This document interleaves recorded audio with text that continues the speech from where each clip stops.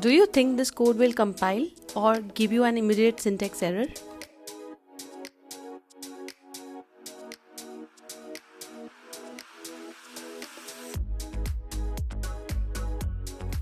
There is no error at all because Java treats HTTP as a label and / as the start of a commit.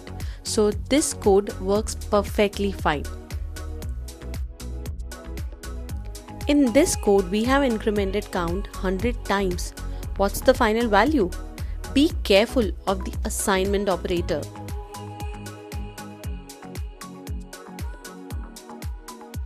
Did you get 100 or 0?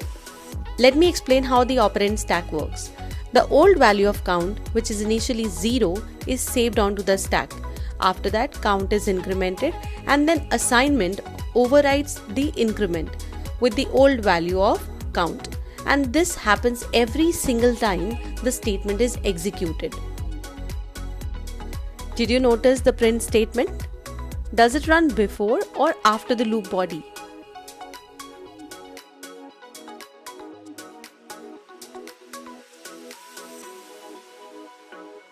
Were you also thinking 0 to 4? Well, the loop body runs before the update expression. So we increment I to 1 inside the body, then the print statement runs. That's why we skip 0 and hit 5 before the condition stops us. 125, 126, 127, and what after that? I think here JVM has different plans.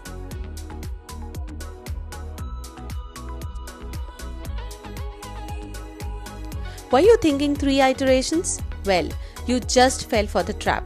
In Java, the byte data type cannot exceed 127. So when we add 1 to 127, it wraps around to negative 128. And since minus 128 is always less than positive 128, the loop never finds an exit. These infinite loops are amazing. But can you handle a logic paradox that breaks the compiler itself? And here is our boss question.